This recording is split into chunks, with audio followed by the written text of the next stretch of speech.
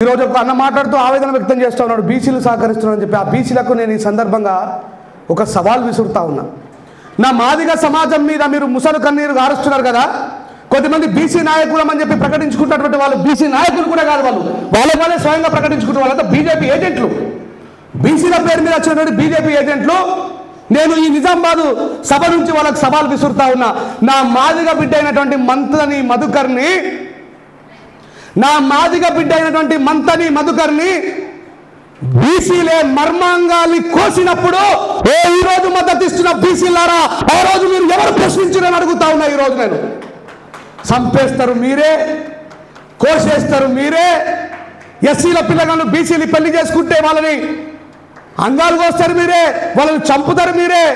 ఈరోజు మందకృష్ణ మాదిగనకు మీరు సానుభూతి ప్రకటిస్తే మీరు ఎలాంటి వ్యక్తులో తెలుసుకోకుండా అంత పిచ్చోళ్ళమేం కాదు. నేను రెడ్డిలు అంతా కలిసి, మళ్ళీ వాళ్ళు కూడా బీజేపీ రెడ్డిలే, ఈ రెడ్డిలంతా కలిసి మేము మందకృష్ణ మాదిగ గారికి మద్దతుగా ఉన్నాం. చాలా మంచి విషయం, సపోర్ట్ కొట్టరు, తప్పే ఉన్నది. నిజంగా రెడ్డి జాగృతి నాయకులకు నా మాదిగ సమాజం మీద ప్రేమ ఉంటే మీ రెడ్డి అంతా కలిసి రేవంత్ రెడ్డి గారి దగ్గరకు పోయి ఇద్దరు మాదిగలను మినిస్టర్ ఇప్పించి నిజంగానే మీకు మాదిగల మీద ప్రేమ ఉందని చెప్పి చూపెట్టుంది. అప్పుడు నమ్ముతాం మీ ప్రేమని.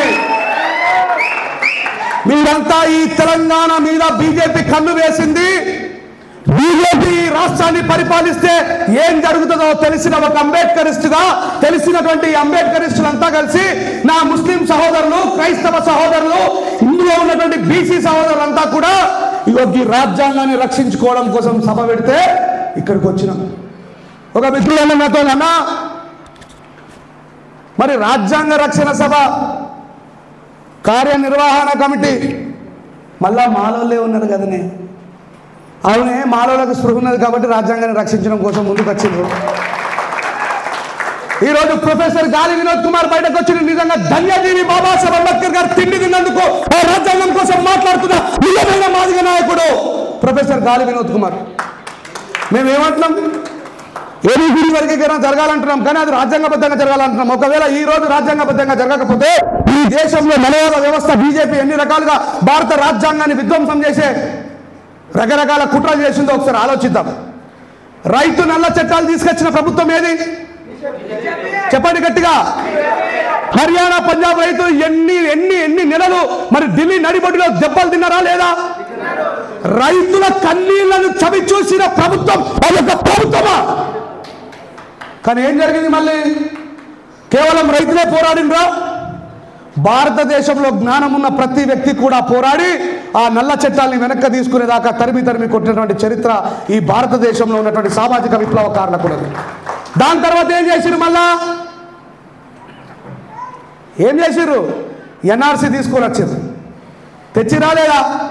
ఏమని చెప్పిండ్రు? బంగ్లాదేశ్ నుంచి రోహింగ్యాల పేరు మీద ఈ దేశంలో రోహింగ్యా ముస్లింలు చొరబడ్డారు. ఈ దేశంలో శాంతియుతానికి భంగం కలిగిస్తూ అక్కడక్కడ బాంబ్ బ్లాస్ట్లకి మరి రకరకాల కారణం అవుతున్నారు. వాళ్ళందరికీ కూడా ఈ దేశం నుంచి ఎల్లగొట్టాలి కాబట్టి సిటిజన్షిప్ ఆఫ్ ఇండియా ఉందా లేదా చెక్ చేస్తామని చెప్పేసి ఈ దేశంలో 4 ఏరియాలలో డిటెన్షన్ క్యాంపులు పెట్టారు.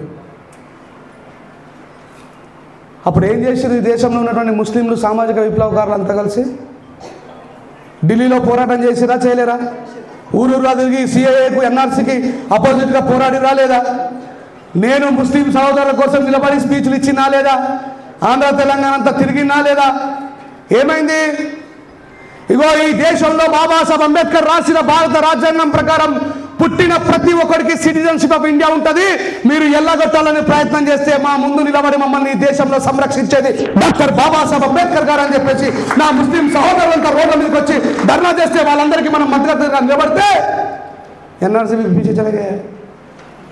ఒకసారి రైతులను కదిలించింది బీజేపీ ప్రభుత్వం, ఓటమికి గురైంది. మరొకసారి మత మైనార్టీని కదిలించింది బీజేపీ గవర్నమెంట్. ఏమైంది చెప్పండి? అందరు స్పృహలోనే ఉన్నారా? ఒకసారి గట్టిగా జై భీమ్, చేతులు అందరూ పైకెత్తి జై భీమ్. ఇప్పుడు మన వంతు వచ్చింది. ఫస్ట్ ఎవరిని? రైతులని. సెకండ్ ఎవరిని? ఇప్పుడు దళితులని. మనవాదికి నిలబడతలేదు ఈ దేశంలో స్పృహ కలిగిన వ్యక్తులు వీళ్ళంతా. పంజాబ్ రైతులని జై జవాన్ జై కిసాన్ అని మాట్లాడుతున్నటువంటి భారతదేశం ప్రపంచానికి నాగరికత నేర్పిన భారతదేశం, వ్యవసాయాన్ని మిగతా దేశాలకు నేర్పినటువంటి భారతదేశం, ఆ రైతన్నలని ఢిల్లీలోకి రాకుండా మేకులు కొట్టిన దుర్మార్గమైనటువంటి ప్రభుత్వం బీజేపీ ప్రభుత్వం. గుర్తుపెట్టుకోండి. మీరు గుర్తుందా? ఒక పంజాబ్ సోదరుడు ఇట్లా నిలబడితే ఆయన మీద ఎన్ని రకాల రాళ్లతోని పోలీసులు కొట్టిర్రో. మరి ఇదా జై జవాన్ జై కిసాన్ అనేది? ఎవరిని గౌరవించింది? ఎవరిని మనశ్శాంతిగా పడుకోనిచ్చింది బీజేపీ ప్రభుత్వం? ఇప్పుడు మనల్ని గెలుగుతున్నది. అయ్యా మందకృష్ణ మాదిగన్నా, ఈ 30 సంవత్సరాల పోరాటంలో ప్రతి రాష్ట్ర ముఖ్యమంత్రి నీకు మద్దతు ఇచ్చిండు. ఇయ్యలేడా? ఈయన పోవడం, నా మాదిగ సమాజాన్ని మొత్తము ఏకం చేయడం. పాపం మన మాదిగ సమాజానికేమో ఈయన ఏం చేస్తున్నో తెలియదు. 30 సంవత్సరాల నుంచి మాలోలు దొంగలు లంగలు లఫంగలను తిట్టిండు. ఆయన బిడ్డను తీసుకుపోయి మాలలో పిల్లడికి ఇచ్చినా చేసిన వాళ్ళు. ఈ విషయం నా మాదిగ సమాజానికి తెలియదు. ఈయన కోట్లాది రూపాయలు సంపాదించుకున్నాడు. కానీ నా వెనకాల ఉన్నటువంటి మాదిగ సమాజానికి ఆ విషయం తెలియదు. మా కృష్ణన్న 30 సంవత్సరాల నుంచి మా కోసం పోరాడుతున్నాడు. డప్పులు కొట్టుడే అద్దన్నాడు డాక్టర్ బాబాసాహెబ్ అంబేద్కర్ గారు. కానీ ఆ డప్పులకు పింఛనిపిస్తా అంటున్నాడు. అయ్యా కుల వృత్తులు వద్దురా, మాదిగోడు దప్పు కొట్టాలి, చెప్పులు కుట్టాలి, చచ్చిపోయిన కళాబారాన్ని మొయ్యాలి, లోలోడు బొంద తీయాలి, మనుషుల్ని కాలబెట్టాలి. ఈ వృత్తులు అద్దుమరగన్నాడు బాబాసాహెబ్ అంబేద్కర్. చదువుకోండి బిడ్డ, మాలాగా చూడేసుకోండి, ఈ ప్రపంచం యొక్క విధానం వైపు ప్రయాణం చేయమన్నాడు బాబాసాహెబ్ అంబేద్కర్ గారు. కానీ నువ్వేం చేయించినావు కృష్ణ? 30 సంవత్సరాల నుంచి జజ్జన్నకు అని కొట్టించినావు. ఇప్పుడు మళ్ళా 1,00,000 మందిని కొట్టిపిస్తా అంటున్నావు. చదువుకున్న నా తమ్ముళ్ళని, చదువుకున్న నా అన్నల్ని 1,00,000 మందిని తీసుకొచ్చి ఏం చేస్తా ఉన్నావు?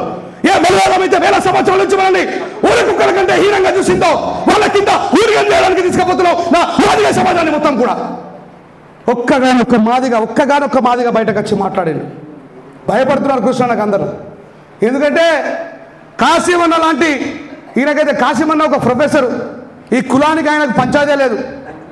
మళ్ళీ ఆయన వర్గ పోరాటం, నక్సలైట్ అంటే కుల పోరాటమా వర్గ పోరాటమా?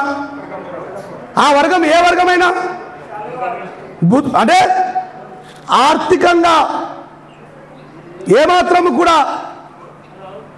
ఆధిక్యత లేనటువంటి వర్గానికి నాయకత్వం వహించాల్సినటువంటి కాశీమన్న లాంటి ఒక గొప్ప వ్యక్తి కూడా ఆఖరికి నిన్నగాక మొన్న 20 మంది నక్సలైట్లను చంపారు. కాశీమన్న దీని మీద నువ్వు మాట్లాడు.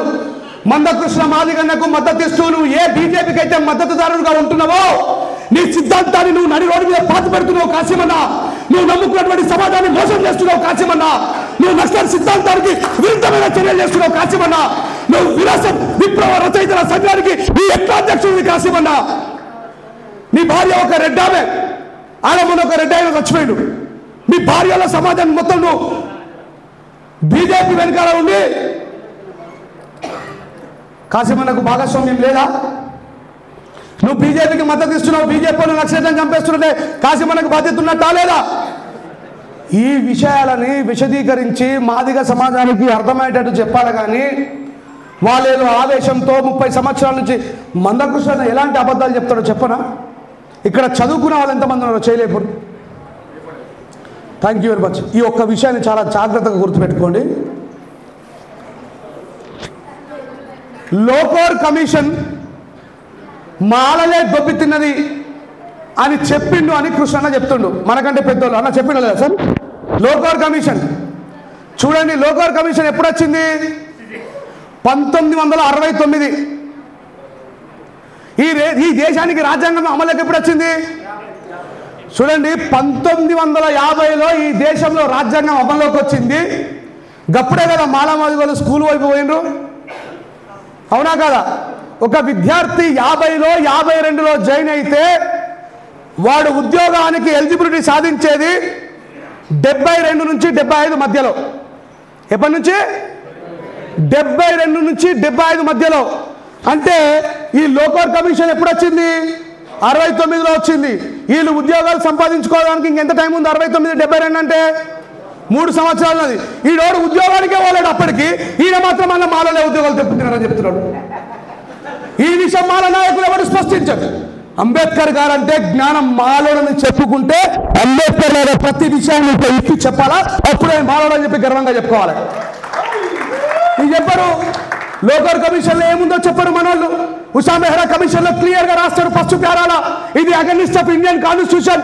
ఈ ఉషా మెహ్రా కమిషన్ వేయడమే రాజ్యాంగబద్ధానికి విరుద్ధం అని చెప్పేసి నేషనల్ ఎస్సీ కమిషన్కు సంబంధం లేకుండా మమ్మల్ని నియమించారని చెప్పి ఉషా మెహ్రానే చెప్తా ఉన్నది. దాంట్లో ఏమని రాసిందో తెలుసా Usha Mehra? Madigas better than to Malas అని రాసింది. Madigas better than to Malas అంటే ఎవరు బెటర్ ఉన్నారట? మాదిగలే బెటర్ ఉన్నారు. ఉషా మెహ్రా కమిషన్ మా పెద్దమ్మనే, మా మేనత్తనా? ఇట్లా ఈ సమాజానికి మనం సమాధానం చెప్పాలి. అది పోయి ఆయన తిడితే మనం తిడితే, మనం తిడితే ఆయన తిడితే. ఆయననేమో 30 సంవత్సరాల నుంచి బాలలు దొబ్బుతున్నారు, దోసుకొని తిన్నారు, వాళ్ళే ఉద్యోగాలలో ఉన్నారు, వాళ్ళే అన్ని తీసుకున్నారు అనేసరికి మిగతా సమాజం కూడా మనోళ్ళు మౌనంగా ఉంటారు. మనోళ్ళు ఇంటలెక్చువల్స్ ఓహో పెద్ద పెద్ద ఆఫీసర్ గల్లకేదు ఇట్లాంటి రవణ లాంటి వాళ్ళని కొట్లాడితే కనీసం ఇప్పటిదాకా ఆ విషయం నా సమాజంలో నిలబడ్డది. మనలో ఉన్నటువంటి ఇంటలెక్చువల్స్ ఉచ్చబోసుకుంటారు. నేను నిన్న పోయి మాట్లాడితే కూడా ఏ వద్దులే అని చెప్పేసి. అరే నిజంగా మీరు మానవులకు పుట్టి రాలేదా? మరి నాకైతే రక్తం ఆగలేదు. నేను మానవులు పుట్టిన కాబట్టి వచ్చిన నా జాతిని అవహేళన చేస్తూ ఉంటే, నా జాతిని దొబ్బి తిన్నారంటా ఉంటే, నేను కేవలం మానవుల కోసమే కాదు మాదిగల కోసం కూడా వచ్చిన. ఎందుకంటే అవతల చేతికి కత్తిచ్చి మనం చంపుకోమంటున్నారు. అమ్మో మనవాదులు ఎంత డేంజర్ అనుకున్నావు? ఎందుకంటే మనం చంపలేరు కదా. ఇప్పుడు పుష్కరం ఒక బీసోడు వచ్చో లేకపోతే ఎవరో వచ్చి ఏం రారే మానవులు ఏం రారే మాది కూడా అంటే అట్రాసిటీ కేసు అవుతుంది. ఈ మనవులు మనం తిట్టబట్టే మనం ఆయన తిట్టబడుతుంది. ఇక మనవాది గెలిచిండు. ఇందాక మా అశోక్ గారు పాట పాడించుడు సాట్ల తౌడు పెట్టి కుక్కల కొట్లాడ పెట్టాడు, కోతిట్లో బీరుగలు చెప్తున్నాడు. मालामाल गुरु अरे बहुत अच्छा काम हो रहा है भाई, हम करने का जगह में वही काम कर ले रहे. సమాజానికి జ్ఞానం ఇవ్వాల్సిన బాధ్యత మనది. అవతల నాకు తెలిసే ఏ టైంలో పాట పడాలి. అవతలోళ్ళు అబద్ధాన్ని చెప్తే నిజాన్ని వివరించాల్సిన బాధ్యత మనపై ఉంది. మీ దగ్గర ఉన్నటువంటి సెల్ ఫోన్లు తీసుకొని కొట్టండి. 2014 నుండి 2023 డిసెంబర్ వరకు విద్యా ఉద్యోగ జీవన భృతి బిజినెస్ దళిత బంధు ల్యాండ్ పర్చేస్ స్కీమ్ ప్రతి లిస్టులో కూడా 75% రిజర్వేషన్ పొందింది మన మాదిగ సహోదరులు, 25% మాత్రమే రిజర్వేషన్ పొందింది మాలలు. నా సహోదరులారా మీరు తినండి, నేను బాధపడట్లే. కానీ మనకు అన్నం పెట్టిన బాబాసాహెబ్ని మర్చి మనువాదుల సంఖ్యను ఎక్కకూరని చెప్పేసి విజ్ఞప్తి చేస్తాము. 30 లక్షల రూపాయల రివార్డు ప్రకటించడం, ఒకవేళ నిజంగానే మాలలు దొబ్బి తిన్నారని నిరూపిస్తే అది బీసీలైనా సరే, కళాకారులైనా సరే, నా మాదిగ సహోదరులైనా సరే, ఎంఆర్పిఎస్ వాళ్ళైనా సరే, ఇగో ఈ 30 లక్షల చెక్కు మీకు ఇస్తాం, ఇక నుంచి మేము మాట్లాడు పని చేస్తామని చెప్పిన ఎవరైనా దాని మీద మాట్లాడినరా? రెంజర్ల రాజేష్ అనేటోడు చరిత్ర పుటల్ని వెతకకుండా ఊరికైనా మాట్లాడేటోడా? కొట్టమని చెప్తున్నా.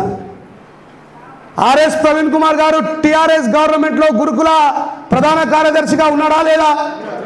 ఎక్కువ మంది మాదిగలని తర్వాత మిగతా పిల్లల్ని జైన్ చేసిండు. తప్పులేదు, చెయ్యదు, మన అందరూ తినంగా తప్పేవాడన్నాడు. కానీ అవతలకి మన దుర్మార్గులకు ఎందుకు సపోర్ట్ చేస్తున్నారు కదా మేము ప్రశ్నించేది. మన దారికి తోడు చూడండి, కృష్ణన్న చాలా చాకచక్యంగా ఆగస్టు 1వ తారీఖు నాడు సలహాలు సూచనలు ఇచ్చింది సుప్రీంకోర్టు. ఇచ్చిందా లేదా? ఈయన సోమాజిగూడ ప్రెస్ క్లబ్లో మీటింగ్ పెట్టి బీజేపీ ఎంత ప్రమాదంగా మనల్ని ఏం చేస్తుందో చూడండి. ఏమన్నాడు? మానవతావాది నరేంద్ర మోడీ అన్నాడు. ఏమన్నాడమ్మా? మానవతావాది నరేంద్ర మోడీ అన్నాడు. నిన్నగా మొన్న మణిపూర్లో మన ఆడకూతుర్లని, క్రిస్టియన్ ఆడకూతుర్లని రోడ్డు మీద నగ్నంగా తిప్పినటువంటి ప్రభుత్వాన్ని మన మందకృష్ణ ఏమంటున్నాడు? మానవతావాది. ఈయననే చర్చకు పోతాడు. దయగల రాజా, గొప్ప దేవుడా, మహోన్నతుడ, పరిశుద్ధుడ తండ్రి, నేను చేస్తున్నటువంటి 30 సంవత్సరాల ఉద్యమానికి నీ సహకారాన్ని అందించి నీ దేవదూతలను కాపలగా పెట్టి మాలల చేత గెలిపించేటువంటి బాధ్యతను మిమ్మల్ని తీసుకోమని వేడుకుంటున్నాం తండ్రి అంటాడు. మరి అన్నా, నువ్వు మంద ఏలియన్ పేరుగా ఉన్నటువంటి నువ్వు మందకృష్ణంగా మారినావు. మరి నీ క్రిస్టియన్ సమాజం, ముస్లిం సమాజానికి అన్యాయం జరిగితే మనం మాట్లాడుతున్నామా? మాట్లాడతలేమా? మరి క్రైస్తవ సమాజానికి అన్యాయం జరిగినా మాట్లాడాల్సిన బాధ్యత మనపై ఉందా లేదా? ఈ ముస్లింలు ఎందుకు వచ్చారు అనుకుంటున్నారు? వీరికి మనకు మద్దతుగా ఎందుకు వచ్చారు అనుకుంటున్నారు? इस्लाम ఏం చెప్తుందంటే हम सारे के सारे आदम सल्लल्लाहु अलैहि वसल्लम की औलाद है, हम सब भाई है बोल के आया यहाँ पे, उनको मालूम है.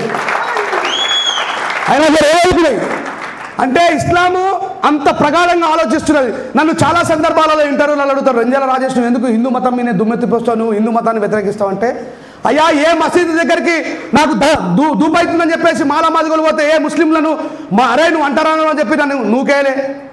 ఏ క్రైస్తవ పాస్టర్ కూడా అరే మీ మాలమాదిగోలు లోపలికి రావద్దని చెప్పి మమ్మల్ని బయటకు నూకేయలే. తోటి హిందువులే మమ్మల్ని బయటకు నూకేస్తారని చెప్పేసి మాట్లాడిన. నిజమా కాదా? మరి ఇప్పుడు ఈ మన హిందువులే మనల్ని అంటారానని చెప్పి దూరం పెడితే నేను ముస్లింలను తిట్టాలా? మన హిందువులే మనల్ని అంటారానని చెప్పేసి దూరం పెడితే నేను క్రైస్తవులను తిట్టాలా? సో ఈ దేశంలో మతోన్మాదము చాలా చాకచక్యంగా రెడ్డిలు పరిపాలిస్తున్నటువంటి రాజ్యాన్ని కూల్చడం కోసం మున్నూరు కాపు వాళ్ళని ముంగడ పెడతా ఉన్నది. కాంగ్రెస్ గవర్నమెంట్లో అత్యధికంగా మాలలు మాత్రమే నాయకత్వం వహిస్తున్నారు కాబట్టి రేపు మాలలకు కౌంటర్గా మాదిగలను తీసుకురావడానికి బీజేపీ నుంచి ముందుకు వచ్చినది గుర్తుపెట్టుకోండి. సంఘటిత శక్తిగా ఉందాం. ఇందాక ఎవరో మాట్లాడుతూ చెప్తున్నారు,